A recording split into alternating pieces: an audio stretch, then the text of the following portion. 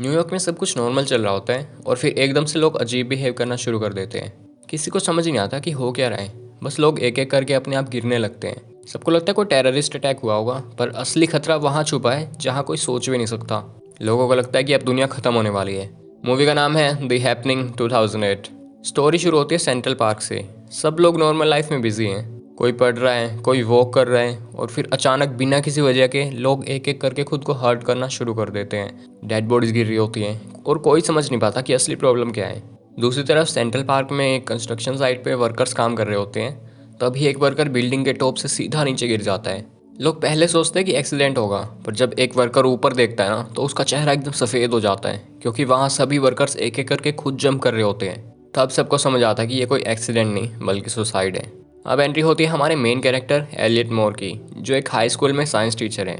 सब कुछ नॉर्मल चल रहा होता है जब तक स्कूल में ये न्यूज़ नहीं पहुंचती कि सुसाइड अटैक्स ने पूरी पॉपुलेशन में पैनिक फैला दिया है।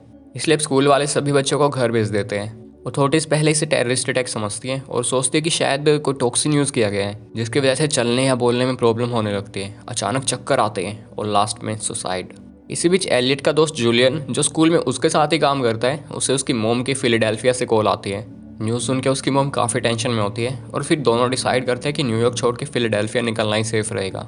स्टेशन में भीड़ का हाल काफ़ी ख़राब होता है, पर जूलियन जैसे तैसे करके ट्रेन की टिकट्स निकाल लेता है। वो अपनी छोटी बेटी जेस को भी अपने साथ ले लेता है। एलियट और उसकी वाइफ एल्मा भी उसके साथ ही निकल पड़ते हैं। जूलियन की वाइफ इवेट स्टेशन तक नहीं पहुंच पाती। वो कहती कि वो अगली ट्रेन या बस से आ जाएगी और सीधा उन्हें फिलाडेल्फिया में ही मिल लेगी। ट्रेन में बैठते ही एलियट और एल्मा के पुराने मैरिटल इश्यूज़ की बात चल पड़ती है। जूलियन को पहले से ही पता होता है कि शादी के टाइम एल्मा बहुत ही कंफ्यूज थी, और शायद उसी कन्फ्यूजन की वजह से अब एलियट और एल्मा के बीच टेंशन बनी रहती है। इसी बीच एल्मा को एक कॉल आती है किसी जॉय नाम के बंदे से। उधर फिलाडेल्फिया में सिचुएशन और ख़राब हो चुकी होती है। हवा ठंडी होने लगती है, मतलब शहर में टॉक्सिन्स घुस चुके हैं। लोग बिना वजह के खुद को ख़त्म करने लगते हैं। ट्रेन अचानक एक छोटे से गांव फिलबर्ट पेंसिल्वेनिया में रोक दी जाती है, क्योंकि ट्रेन का कम्युनिकेशन पूरी तरह से कट हो चुका होता है। इसलिए सभी पैसेंजर्स कैफेटेरिया में जाते हैं और न्यूज़ सुन के और ज़्यादा घबरा जाते हैं। पहले सबको लगा था कि कोई टेररिस्ट अटैक हुआ होगा, पर फिर सब क्लियर हो जाता है, क्योंकि इतना बड़ा एरिया एक छोटा सा टेररिस्ट ग्रुप अकेला टारगेट नहीं कर सकता। और सबसे अजीब बात, अटैक सिर्फ नॉर्थ ईस्ट के छोटे टाउन्स में हो रहे हैं। सब लोग अपनी जान बचाने के लिए इधर उधर भाग रहे होते हैं, और इस बीच एलियट, एल्मा, जूलियन और जैस अलग अलग डायरेक्शंस में बिखर जाते हैं। एलियट को एक कार मिल जाती है, पर जूलियन की टेंशन और बढ़ जाती है, क्योंकि वो अब अपनी वाइफ से कॉन्टैक्ट नहीं कर पा रहा होता। घबराहट में वो डिसाइड करता है कि अब जो भी हो जाए मैं प्रिंसटन जाऊंगा, क्योंकि उसकी वाइफ बस से वहाँ पहुँचने वाली थी और अब तक नहीं पहुँची। अपनी छोटी बेटी जेस को वो एलियट और एल्मा के पास छोड़ देता है। एलियट और एल्मा एक बोटेनिस्ट के घर रुकते हैं। वो उन्हें समझाता है कि ये सब प्लांट्स का नेचुरल अटैक हो सकता है, क्योंकि प्लांट्स हवा में जहरीले टॉक्सिन छोड़ने की एबिलिटी रखते हैं। और ये सब देखकर उन्हें लगता है शायद ऐसा ही हुआ होगा। उधर जूलियन प्रिंसटन में पहुंचता है, पर पूरे शहर में एकदम सन्नाटा छाया हुआ है, क्योंकि सब लोग मर चुके हैं। जूलियन और बाकी लोग बचने के लिए कार की खिड़कियां और एसी फैन बंद कर लेते हैं, पर सनरूफ से हवा अंदर आ जाती है। ड्राइवर इन्फेक्टेड होता है और कार सीधी पेड़ से टकरा जाती है। जूलियन बच तो जाता है, पर अब वो भी इन्फेक्टेड हो चुका है, और एक ग्लास के टुकड़े से वो खुद को ख़त्म कर लेता है। यहाँ एलियट और बोटेनिस्ट एक सेफ रास्ता ढूंढने निकलते हैं, पर रास्ते में उन्हें पहले से ही मरे हुए लोग मिलने लगते हैं। हवा अब उनके एरिया में भी फैलने लगी है। एक सोल्जर उन्हें वार्निंग देता है, आगे मत जाओ, खतरा बढ़ रहा है, रास्ता बदल लो। तभी ग्रुप में एक लेडी प्रिंसटन में अपनी बेटी स्टेसी से कॉल कनेक्ट कर लेती है। स्टेसी सिर्फ एक ही बात बोल पाती है, यहाँ सब मर चुके हैं, और कॉल तुरंत कट हो जाती है। इतना सब होने के बाद भी एलियट सोल्जर के साथ मिलकर सिचुएशन समझने और बाकी लोगों को बचाने का प्लान बनाने की कोशिश करता है। अटैक्स का पैटर्न अब क्लियर होने लगता है। सोल्जर और एक रिपोर्टर बताते हैं कि सबसे पहले ज़्यादा पॉपुलेशन वाले शहरों पर अटैक हुआ था, फिर धीरे धीरे टॉक्सिन छोटे टाउन्स तक फैलता गया। मतलब जहाँ भीड़ ज़्यादा वहाँ खतरा भी ज़्यादा। इसलिए ग्रुप डिसाइड करता है कि सब लोग अलग हो जाएंगे। कुछ लोग सोल्जर के साथ निकल जाते हैं और दूसरे ग्रुप को एलियट लीड करता है। एलियट अपने ग्रुप को एक छोटे शहर की तरफ ले जाता है, इतना छोटा कि मैप्स में भी दिखाई नहीं देता। रास्ते में एल्मा एलियट को सच बता देती है कि ऑफिस में एक बार वो जॉय नाम के बंदे के साथ डेजर्ट खाने गई थी। बस इतना ही, इसके अलावा और कुछ नहीं हुआ, कोई रिलेशन वगैरह नहीं। वो ये सिर्फ इसलिए बताती है ताकि अगर वो लोग मरने ही वाले हैं तो उनके बीच कुछ छुपा न रह जाए। इसी बीच दूसरा ग्रुप इन्फेक्टेड हो जाता है। सोल्जर समझ जाता है कि अब बचने का कोई चांस नहीं है, इसलिए वो अपनी गन से खुद को और अपने ग्रुप को ख़त्म कर देता है, ताकि इन्फेक्शन एलियट के ग्रुप तक ना पहुंचे।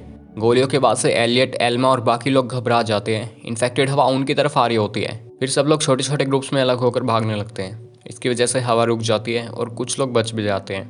रास्ते में एलियट को 2 रेडियोज मिलते हैं जिसमें सिग्नल आ रहा होता है। उसे लगता है कि plants radio active toxin release कर रहे हैं और इसकी वजह से सुसाइड्स हो रहे हैं। वो लोग एक घर में रुककर थोड़ा आराम करते हैं, पर जैसे ही बाहर निकलते उन्हें दिखाई देता है और लोग भी वहीं रुकने की जगह ढूंढते हुए आ रहे हैं। और इसी बीच सब क्लियर होने लगता है। लोग जितना एक जगह इकट्ठा होते हैं उतनी जल्दी इन्फेक्शन फैलता है। काफ़ी घंटे बीत जाते हैं और वो लोग एक और जगह ढूंढ लेते हैं। उन्हें एक घर मिलता है, पर वहाँ के लोग उन्हें अंदर नहीं आने देते, बल्कि सीधा उन पर हमला कर देते हैं। डर के मारे एलियट, एल्मा और जैस वहाँ से भाग निकलते हैं। थोड़ी देर बाद उन्हें एक सुनसान और पुराना सा घर मिलता है जिसमें बिजली तक नहीं होती। यहीं उनकी मुलाकात होती है मिसिस जोन्स से, एक अजीब सी औरत जो बिल्कुल अकेलेपन में ही रहती है और उसे लोगों से मिलना और उनसे बातें करना बिल्कुल पसंद नहीं है। डिनर करते टाइम ही क्लियर हो जाता है कि मिसिस जोन्स को लोग बिल्कुल भी पसंद नहीं है। वो हर चीज़ खुद उगाती है और किसी पे भरोसा नहीं करती। लेकिन रात शांति से कट जाती है। सुबह एलियट उठता है तो एल्मा और जैस कमरे में नहीं मिलते। उनकी आवाज़ सुनकर वो उन्हें ढूंढने निकलता है। तभी मिस जोन्स उसके सामने आती है, एकदम घबराई हुई। वो एलियट को घर से निकल जाने के लिए बोलती है। एलियट को कुछ समझ नहीं आता और इसी बीच बाहर इन्फेक्टेड हवा चलनी शुरू हो जाती है और मिस जोन्स इन्फेक्टेड हो जाती है। एलियट उन्हें बचा नहीं पाता और वो खिड़की में अपना चेहरा बार बार मारना शुरू कर देती है। इस बीच एल्मा और जैस पास ही बने एक छोटे फार्म हाउस में खेल रहे होते हैं। एलियट को एक पाइप मिलती है जिससे वो उनसे बात करता है और उन्हें वार्न करता है कि दरवाजे और खिड़कियां बंद कर लो ताकि इन्फेक्टेड हवा अंदर ना आ सके। एलियट एल्मा को उनकी पहली मुलाकात और वेडिंग रिंग की बातें याद दिलाता है, जैसे दोनों एक दूसरे को फिर से याद दिला रहे हो, जो भी हो हम साथ हैं। इस इमोशनल मोमेंट के बीच हवा और तेजी से चलने लगती है और सब कंफ्यूज हो जाता है कि अब क्या करें। एलियट इस सबसे थक जाता है और वो डिसाइड करता है कि अगर सब कुछ खत्म होना ही है तो वो एल्मा से आखिरी बार मिलने के लिए बाहर जाएगा। एल्मा और जैस भी उसकी तरफ आ जाते हैं क्योंकि उनके लिए एंड का मतलब साथ में मरना है। और तब कुछ अजीब होता है। हवा तो चल रही होती है पर किसी को कुछ नहीं होता, ना कोई सिम्टम, ना कोई टॉक्सिन का इफेक्ट। उन्हें समझ आ जाता है कि जो इन्फेक्शन हवा में था अब वो खत्म हो चुका है। और ये सब एग्जैक्टली उसी वक्त होता है जब तीनों एक साथ बाहर निकलते हैं। कुछ दिनों बाद सब लोग अब नॉर्मल लाइफ जीने लगे हैं, पर साइंटिस्ट अभी भी सबका जवाब ढूंढ रहे हैं। टीवी पे एक साइंटिस्ट बताता है कि प्लांट्स खुद हिल नहीं सकते, तो इसलिए शायद उन्होंने खुद को बचाने के लिए हवा में टॉक्सिन्स छोड़े होंगे। एलियट और एल्मा अब जैस को अडॉप्ट करके उसके पेरेंट्स बन चुके हैं और वो लोग अब खुशी से रहने लगे हैं। और लास्ट में पता चलता है एल्मा अब प्रेग्नेंट है। सीन शिफ्ट होता है फ्रांस में, जहाँ लोग एक पार्क में रोज की तरह घूम रहे होते हैं। तभी दो दोस्त एक दूसरे से बात करते हुए वॉक कर रहे होते हैं और उनमें से एक को बोलने में परेशानी होने लगती है। पीछे से एक औरत जोर से चिल्लाती है और पता चलता है कि प्लांट्स ने दोबारा इंसानों पर हमला शुरू कर दिया है। और मूवी यहीं खत्म हो जाती है। अगर तुम्हें वीडियो पसंद आई तो लाइक करो और कमेंट्स में बताओ तुम्हें क्या लगता है कि अगर प्लांट सच में इंसानों पे हमला कर दे तो क्या हम बच पाएंगे। अपना ध्यान रखो, मिलते हैं नेक्स्ट वीडियो में। तब तक के लिए स्टे ट्यून्ड, स्टे डिकोडेड।